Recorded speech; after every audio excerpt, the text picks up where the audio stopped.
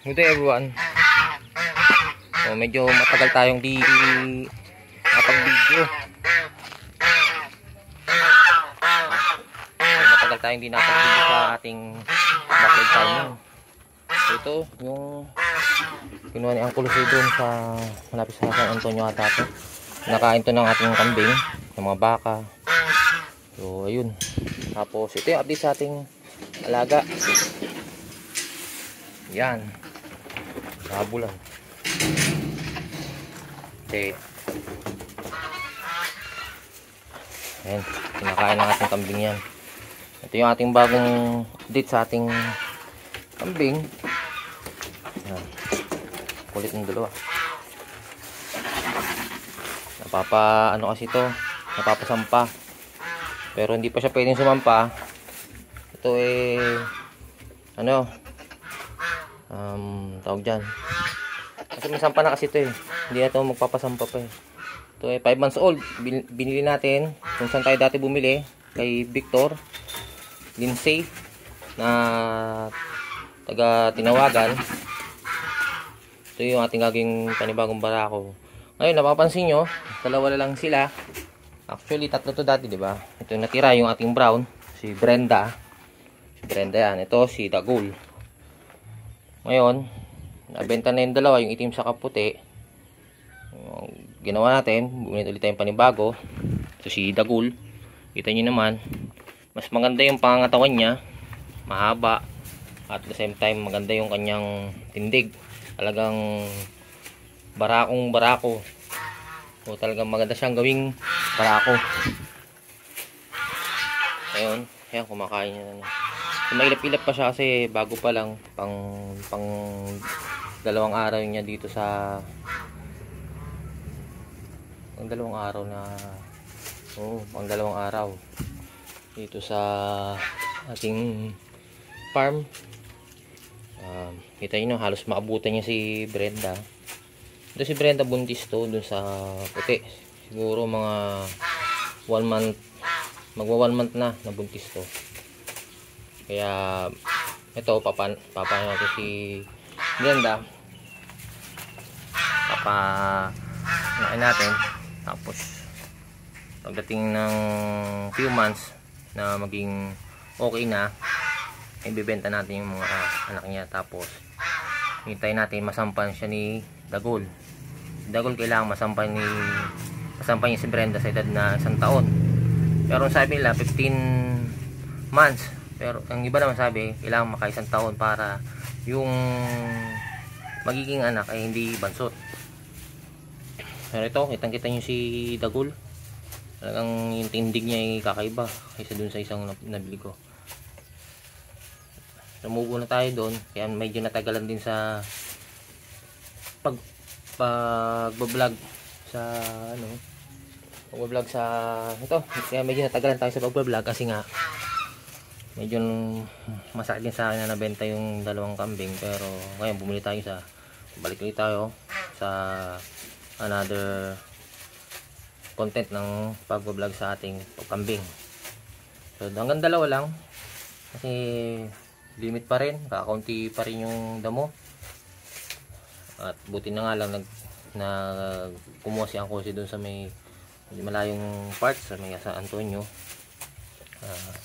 Siyempre hindi naman to pag the free, siyempre binigyan natin yung konting pang snack kasi ang layo nun. So ayan, kinakain nila yan. It's good. Kumain naman na naipasto natin to kanina doon sa likod, sa may kabilang kapitbahay natin. Doon natin pinasol kanina. Pero syempre sa kasamang palad kanina, masama yung panahon at ngayon makulimlim, biglang umulang. So ating nang inuwi si Brenda sa Dagul dito sa kanilang pinakakulungan. So yun, panibagong simula sa pag-goat farming at pagdesisyon kung mag-alaga pa rin at hindi ko i-give up yung nag-upgrade lang tayo, nagbumili tayo ng panibagong barako. Meron kasing iba, may Aglo-Nubian, halos ang presyo 12K, tapos yung iba naman may 9K, may 7K. Yung 7K naman yun ay parang may lahing bower. Ang problema doon, 3 months pa lang siya. Pero kaso nanghihinayang ako sa pera kasi may dahil pa tayong paglalaanan ng dapat ilagay dito sa likod bahay, kasi yung ating mga net out pa to siya, mailap pa to si Dagol eh. Ating mga net ay sira-sira na, so kailangan niya palitan. Tapos dito palitan kong cyclone wire, which is mas maganda maging cyclone wire lang sa gilid, bawat gilid. Tapos maglalagay tayo ng pinto. So ayan, medyo mailap pa to si Dagol, pero ano lang yan, paunti-unti lang yan, natural na yan sa kambing. Maririnig nyo naman sa boses niya eh, talagang busy, may pagka-bisirong-bisiro pang kanyang ano, ang kanyang boses. Ayan, ganda ng pangangatawan niya ni Dagol. Kaya upgraded na to si Dagol eh. Sabi ni Sir Victor eh, may pagkalahi ng ano, ang nanay eh, ang nanay nito ano, may pagka breed na doon sa Aglo-Nubian. Siguro ang na-upgrade na. Kaya maganda yung ano, barako. Palaki natin to si Dagol at magiging kasama natin to sa pang-araw-araw na content natin.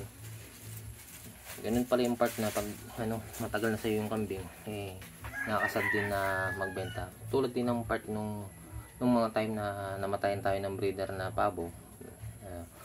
Saktan din ako nun. Maano kasi ako sa alaga. Ayan, mailap pa si Dagol. Diba? Kita nyo naman yun. Maganda talaga siyang ano. So, buti na nga kasi dapat to nung Sunday eh, kaso busy ako, at the same time naghanap ako ng iba na pwedeng mabili eh, sakto magpunta ko nung Monday ano, hindi ba nabibenta to, pero hindi ko akalain na maganda pala to sa ano, kasi doon sa sinit niyang video medyo parang maliit pero malaki siya. Halos mabutan niya ito, 5 months pa lang daw siya. So dahil 5 months na, malapit na siya mag 6 months, diyan na yung ating mga lalaking bisiro na nagsisimula ng nakakaramdam na ng init. So iyon, iiwasan natin mapasakbat ng huwag natin hayaan na sumampa sila ng napakaaga. So kailangan 1 taon. Ayan, ang ganda oh. So ayun lang update sa ating kambingan. So don't forget to like, share and subscribe. Maraming salamat po.